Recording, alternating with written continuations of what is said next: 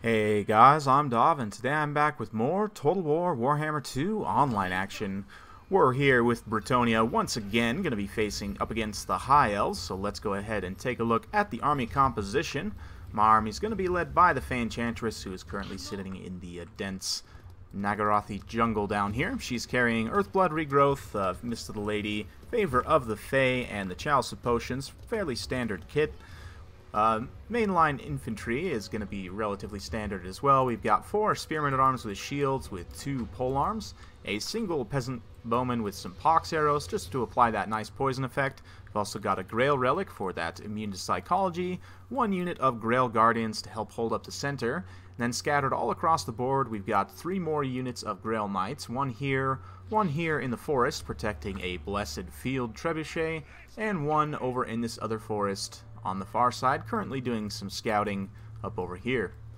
Now, for the High Elf forces, they've got up front 5 white lines of trace, 5 Lothern Seaguard with shields behind, with Loremaster of Hoeth carrying Spirit Leech, Wissen's Wild Form, and Earthblood, as well as his, let's see here, he's got this item, looks like he's also got Harmonic Convergence, and the Blessed Tome, which is a +8 leadership in an area of effect.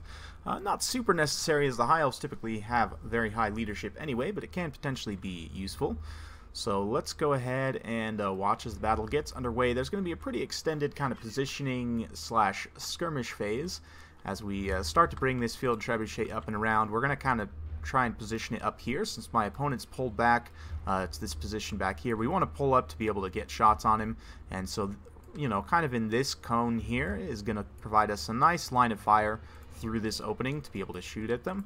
So we're also going to get the peasant forces up to just occupy a nice hill position here in case my opponent gets a little frisky and decides to just charge up. We can catch him on the high ground here. My opponent's doing some good scouting here with the Star Dragon, just kind of looking around, trying to poke away and find targets. He came and was looking like he wanted to jump on this field trebuchet, so I brought my Grail Knights out probably a little bit prematurely. I should have kept them hidden slightly longer. I could have probably got him to dive on there. Now he's going to use his Dragon Breath to down a few of those Grail Knights, dropping 4 unit models there, which, of course, not the best, but anytime you can take out those Grail Knights without risking yourself in melee, it's going to be very useful because, of course, they are very, very scary in melee combat. But we'll go ahead and fast forward just because there is a little bit of kind of repositioning and, you know, a bit of bait and switch here. My opponent is going to drop another Dragon Breath here on these Grail Knights as soon as it comes off cooldown. And there it goes, dropping another, 4 unit models. And now he's going to dive down into combat. That immediately terror routes the crew, which is honestly a good thing because then they're going to be in a safe position. When the Star Dragon came down, it did break one of the unit models. You can see this trebuchet is broken into pieces, but the Grail Knights are able to get a decent surround here. That being said, the Star Dragon is going to turn around and do a lot of damage. I dispatched the other units of Grail Knights to come help, but they're a little bit out of position, so we're going to be able to, we're not going to be able to get on there in time, and this Prince is going to be able to rout off this unit of Grail Knights without taking too much damage in return. It's a really unfortunate situation. I was hoping to be able to use this trebuchet as bait to be able to catch him with the Grail Knights, but my other Grail Knights were just not in an appropriate position to be able to catch this Star Dragon here. So he does rout off that 1 unit of Grail Knights. I do hit him with Favor of the Fey to try and give him some more combat stats, but it's not enough. They are going to rout off. Thankfully, though, the peasant crew for this blessed field trebuchet comes right back. They're going to get right back on there and start pushing it forward. We are going to drop an Earthblood on this unit of Grail Knights that's regrouped here, just to give them a little bit more HP. The 10 unit models that remain, I want to try and keep these guys on the battlefield for as long as possible. A little bit of a waste of an Earthblood there, as you can see. It healed them a little bit and then stopped, but another nice Dragon Breath.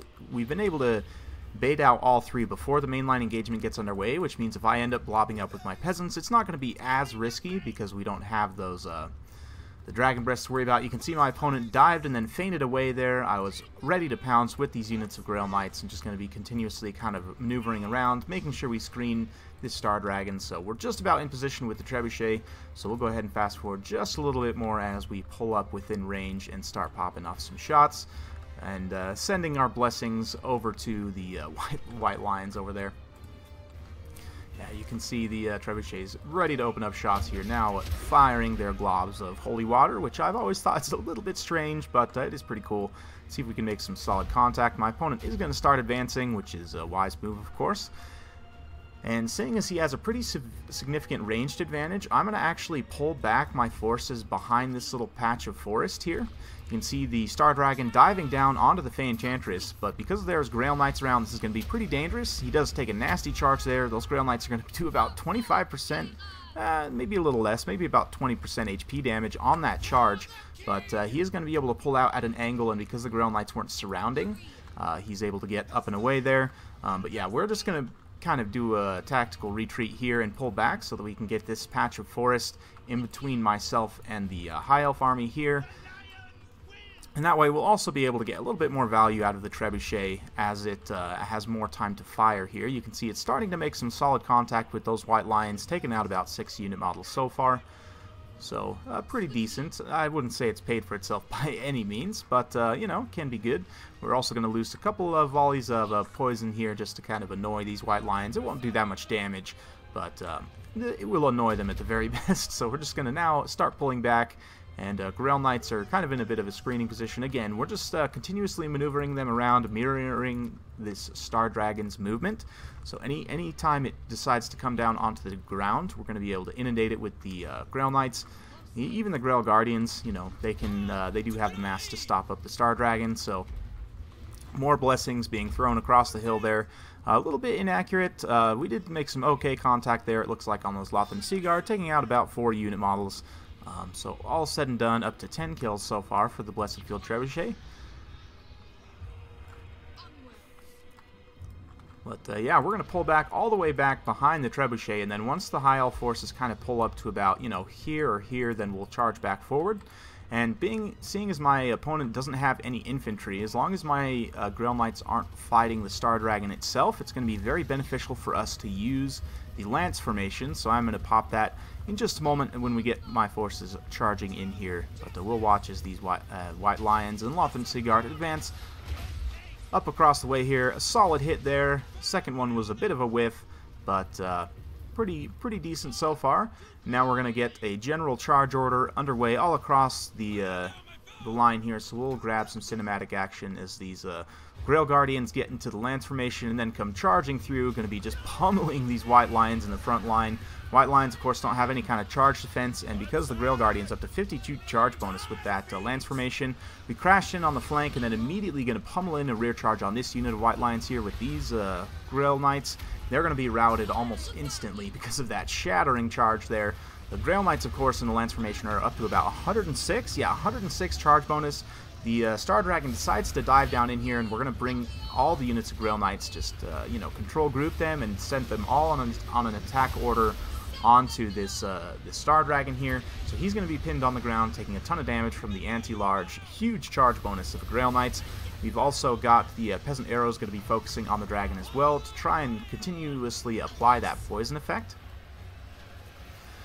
Fey Enchantress, not really too much at risk since the Star Dragon's pinned on the ground far away, so I'm pretty much able to run around and do as I please. Honestly, I probably should just run in here in melee and start applying that Miss the Lady effect. But, you know, I don't want to get too crazy here. Definitely want to try and keep the lady relatively safe.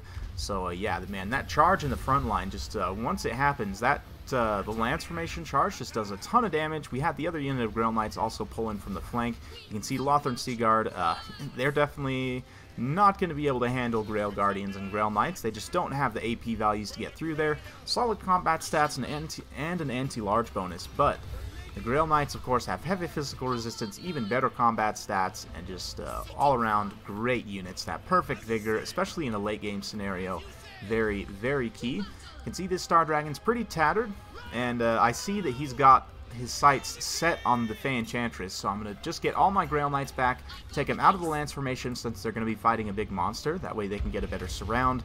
And we're just going to pull them back and set them right on top of the Fey Enchantress here. So if this Star Dragon does decide to charge down in here, he's going to have a really, really bad time. And he does decide to charge down in here. So not really a lot he could do at that point. I mean, most of his White Lions had collapsed, and I would have been able to just whittle down these Lothran Seaguard over time. But now the Star Dragon is stuck in the middle of all these Grail Knights, going out like a hero.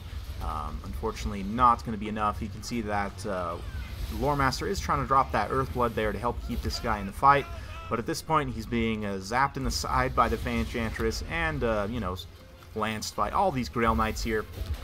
He is going to go down. So the dragon falls to the forces of Bretonnia, and with that, most of the High Elf forces are going to begin to want to rout. This Lore Master of Hoeth is going to hold their leadership together somewhat, but you can see a lot of forces wavering here. These White Lions are going to break. The Lothern Sea Guard, not too sure they want to stay in this fight for too much longer. One of the units is wavering. Once they rout, it should be pretty much GG. We're going to pull in some Lance Formation charges just to finish off some of these last units here, and we'll soak up some cinematic action as these guys finish things off here. We are going to drop one more Chalice of Potions right on top of this nice clump of Lothern Sea Guard here. And that should be enough to finish things off. There it goes. Nice big explosion. Quite a few kills there for the Fan Enchantress, and that is going to be enough. My opponent at that point admits defeat, and yeah, well played to him. Very fun battle. Hope you guys enjoyed watching. I know a lot of you are big fans of Bretonnia, as am I. Of course, they're a very cool aesthetic faction and thematic, just all around beautiful.